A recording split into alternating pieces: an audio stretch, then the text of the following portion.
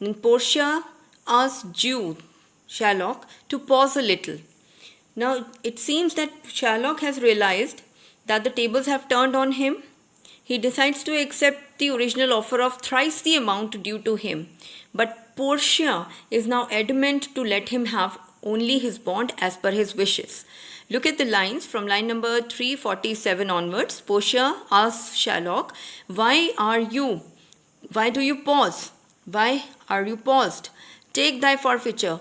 Take what is due to you. Sherlock says, Give me my principal amount and let me go. I have it ready for thee. Here it is. Bassanio is ready to give the money.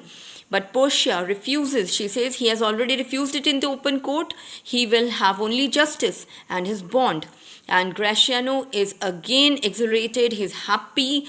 And he says, Daniel, still say I, a second Daniel. He's exclaiming with the word Daniel. He's calling Portia a Daniel.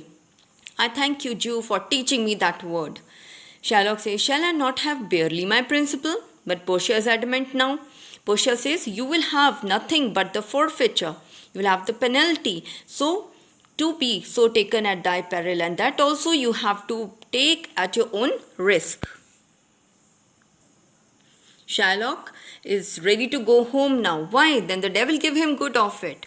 He does not want to stay there and he wishes to leave.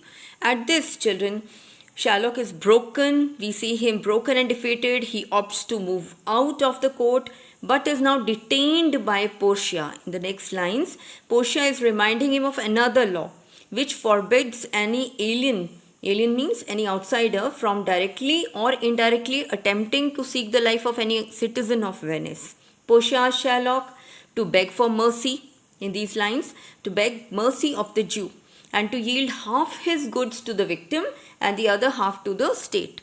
Look at the lines, children, now. Tarry, Jew, the law hath yet another hold on you, another claim on you. It is enacted in the laws of Venice, it is written down. If it is proved against any alien or outsider that by direct or indirect attempts, directly or indirectly, attempts means conspiracy, he seeks thee, he is after the life of any citizen, Venetian, the party against the which he doth contrive shall seize one half his goods.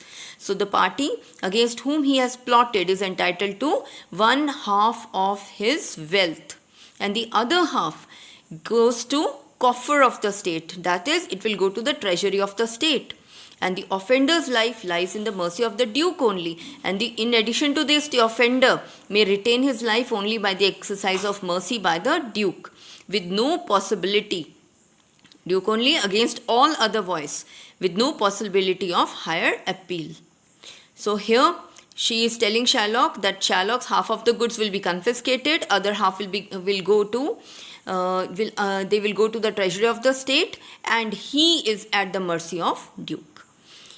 Okay, and in which predicament in this state she is saying, thou standest, and you are now standing in this kind of predicament, in this kind of situation. For it appears by manifest proceedings that indirectly, directly it seems that you have actually conspired against the very life of the defendant, that is Antonio. And you have incurred the danger formally by me rehearsed. By me rehearsed, which I have already mentioned. You have become liable to the penalty, therefore. And beg mercy of the duke, and therefore kneel down before the duke and ask for mercy. Now, children, Gratiano is very happy again. So he intervenes again. What does he say? So what to beg for? He is telling Sherlock what to beg for. He says, beg that I should ask for the permission to hang yourself. Since thy wealth being forfeit to the state, your wealth has been forfeited, taken away by the state. You don't even have the money to buy a rope to hang yourself. To value of a cord, you don't have the money to buy even a rope. Therefore, you must be hanged at the expense of the state. So Duke, children, here, he pardons Sherlock's life, but all his wealth will be confiscated. So Duke says that thou shalt see the difference of our spirit. Here we see the difference of the Christian and the Jewish law of justice.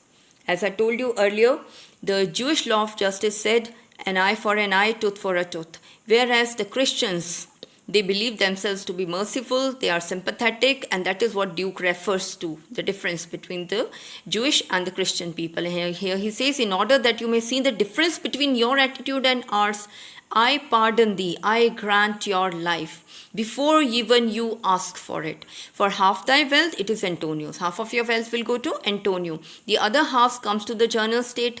Now other half will go, which was about to go to the treasury, journal state, which humbleness may drive into fine. Now I am reducing it to the fine instead of it. And you may humbly beg for mercy. So Portia says, A, for the state, not for Antonio. Yes, as far as the state's half is concerned, but not of the share of Antonio. Shylock is shattered. He says, no, take away all my life, everything, and do not give it back to me, because you are taking my house, you are taking the prop. Prop means all the pillars you have removed my support, which sustained my house. So take away my life.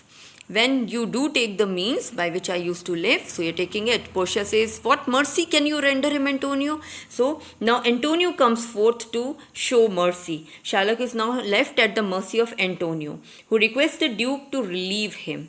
Okay, so in these lines onwards, we see how merciful Antonio is. So he says, but Gratiano intervenes in between. He says, a halter gratis, give him a rope. Nothing else, for God's sake. Give him a rope free of charge to hang himself. He does not require anything else. He does not deserve anything else. But Antonio says, if it pleases my lord the Duke, if it pleases you, this court should quit the fine, remit the fine of one half of his goods. Secondly, I am content, I am satisfied, he says. So he will let me have the other half in use to render it upon his second half what will be done. He says, I am satisfied if he will let me have the other half to make it into a trust, that I may give it on Shylock's death. To whom will he give it? To the gentleman that lately stole his daughter. Remember Jessica, stolen by Lorenzo? So it will be given to the gentleman who has eloped recently with his daughter. Two things provided more. Then he put some condition. Two more conditions he is putting. What is that? For this favor, he presently, number one, he should become a Christian. He should change to Christianity. Other one is that he do record a gift. He will make his will. What to write in the will? Here in the court only, he will make a will that after his death, he dies, whatever he possessed will go to his son Lorenzo and his daughter. So we'll go to Jessica and son-in-law. Son Lorenzo here refers to son-in-law Lorenzo. So Duke says he shall do this, or else Duke will withdraw the pardon that he is already granted to him. So Portia says, art thou contented, Jew? She asks Shylock, what do you have to say? Shylock has nothing to say, so he says, I am satisfied. And Portia says, clerk, draw up a deed, make a deed. And Shylock says, I request you, give me leave to go from here. He is so broken and defeated that he opts to move out of the court. And he says, I am not well. And he feigns illness. And he says, send the deed. He requests that the deed should be sent to him. And he will sign the deed afterwards. Duke allows him to do so. And Gratiano now says, again remarks at Shylock. He says, in christening, now because Shylock is going to change to Christianity, and children, we have this changing to Christianity, he will have a godfather. But Gratiano says, I believe that you should have two godfathers, and had I been the judge, you would have had a jury of 12, had 10 more, jury of more people, okay, to send you to the gallows instead of sending you to the font of baptism. Okay, so Gratiano is so annoyed with Shylock that instead of making him change his religion, he wished that Shylock would be dead at gallows. And exit Shylock. Duke says, sir, I entreat you home. He requests Portia, who is in the disguise of Balthazar, a clerk. He invites Portia for dinner, but she declines. She says, I humbly do desire your pardon. Excuse me, because she has to leave for Padua, because she is Balthazar now. She has to leave for Padua, and it is important. Although we know that she is not going to Padua, she has to go to Belmont. Duke says, I'm sorry that your leisure serves, you don't have any time to accept my offer. And then to Antonio, he turns to Antonio, and he tells Antonio that he should gratify this, thank this gentleman. Gentleman is Portia, that is Balthazar, For in my mind, you are much bound to him. I think you are greatly indebted to him. So, Duke, Magnificos, and the train. Train means all the officers of the court, they leave. Bassanio says at this. Now, three people are left: Bassanio, Antonio, Portia. So, Bassanio says, most worthy gentlemen, I and my friend have by your wisdom been this day acquitted. Most worthy sir, because of my friend and I, because of your wisdom, we have been saved, acquitted, saved of the grievous penalties, of the terrible legal penalties.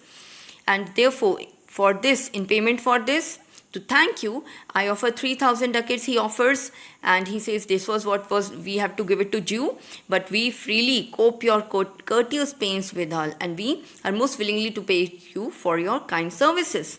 Now, Antonio also tries to thank Portia by saying, and stand indebted over and above this, we will always remain indebted to you for your love and service. Okay, so Portia is very humble, and she says that he is well paid, that is well satisfied. Very important line. He is well paid who is fully satisfied with his work, and she says that she is already satisfied, and thus she feels that she is. Therein, do I count myself well paid? Therefore, she feels that she is already well paid. My mind was never yet more mercenary.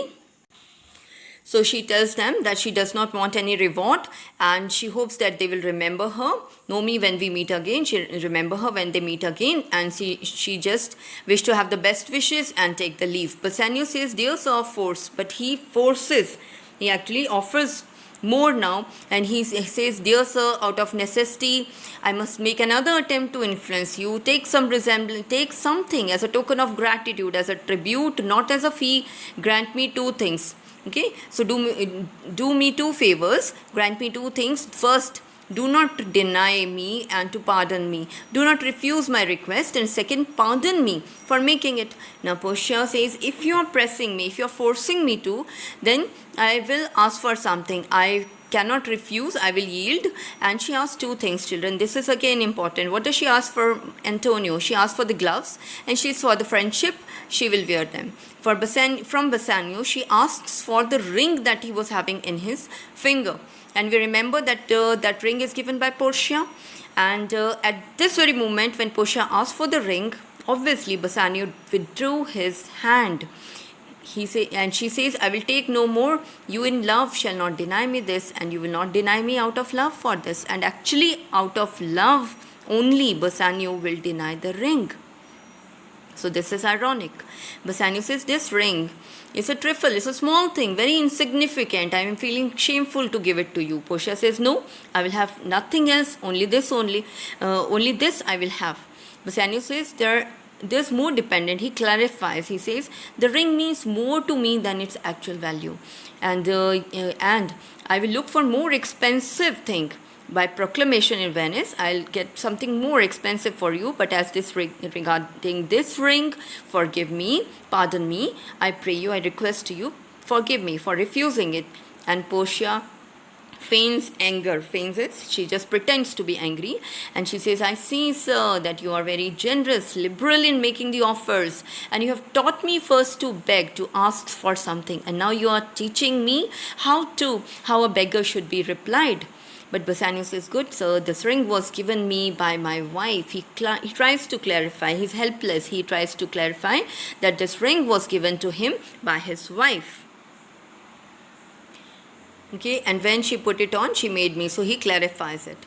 And that she made him swear never to part with the ring, or never to sell it, never to lose it, never to give it to anyone. Portia says that excuse serves many men to save their gifts. And if your wife be, if she is not a mad woman, she would understand why you have given this ring to me, and she would not hold out enemy, she would not remain annoyed with you very long for this, and she will make peace with you. So Portia and Nerissa, they leave. But Antonio tries to persuade Bassanio to give the ring, and he says that if my love for you, it influences you more than love or command of your wife, then please do give this ring to the lawyer. So Bassanio says, go Gratiano, run, and Bassanio agrees. So he sends Gratiano to give the ring.